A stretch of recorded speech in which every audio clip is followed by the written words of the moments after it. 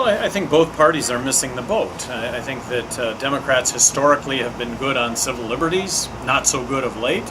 Republicans historically have been good on dollars and cents, not so good of late. I think that I crush Obama when it comes to dollars and cents.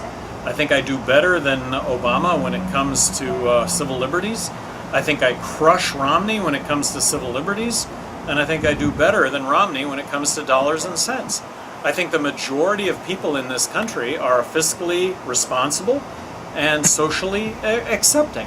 I'm in that category. I am speaking with a broad brush, but I'm in that category, and I think people in this country are in that category, and that they're not being represented by either of the two old parties. Now, you just made a point. You crush Mitt Romney on civil liberties. Can you explain how you crush him, or on what civil liberties? Well, repealing the Patriot Act, the surveillance that's happening, a woman and her right to choose, immigration policy. The ACLU did a report card on all the presidential candidates in December, and 24 Liberty Torches was a perfect score. Mitt Romney and Rick Santorum had 0 Liberty Torches out of 24. This is the ACLU, and this is a group dedicated to civil liberties. This is a group dedicated to the first 10 amendments of the Constitution, the Bill of Rights. They gave Mitt Romney a 0. Newt Gingrich had 4 out of 24. President Obama had 16 out of 24. Ron Paul had 18 out of 24, and I had 21 out of 24. I was their high score. Now, you mentioned immigration. Obviously, you're very familiar with the whole Fast and Furious issue. That has everything to do with immigration. Obviously, I'm assuming you are for securing the borders, but explain your immigration position. Well, by securing the borders, let's make it as easy as possible for somebody that wants to come into this country and work to get a work visa.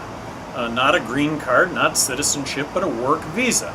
And a work visa should entail a background check and a social security card so that applicable taxes would get paid. Now, I am advocating the fair tax.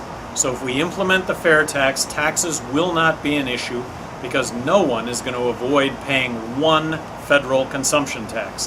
Whether you're illegal, legal, a visitor, a U.S. citizen, you're not going to be able to avoid paying one consumption tax. I think for the 11 million illegal immigrants that are here in this country right now, that we need to set up a grace period where we can document the 11 million illegal immigrants and get them a work visa. Don't put government in charge of quotas. Don't build a fence. A fence would be an incredible waste of time and money. And let's understand border violence as being a big contributor to the whole negativity surrounding immigration. Let's legalize marijuana, and arguably 75% of the border violence with Mexico will go away, because that's the estimated activities of the drug cartels that are engaged in marijuana trade.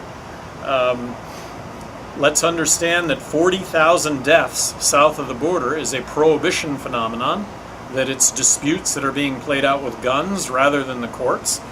Let's get these disputes in the courts. Now, you just mentioned, as far as the work visa, give these people Social Security. You're saying give them an actual U.S. Social Security card?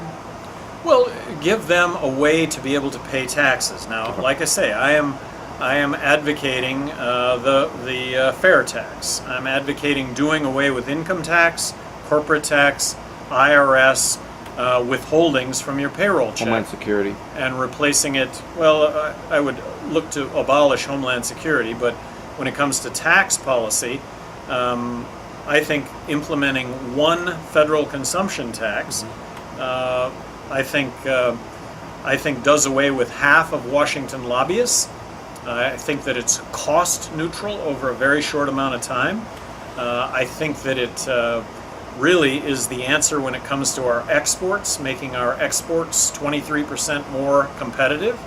And it's really the answer when it comes to jobs, because in a zero corporate tax rate environment, if the private sector doesn't create tens of millions of jobs, if manufacturing all around the planet doesn't come back to the United States, there's nothing we can do to make that happen. But that would make it happen.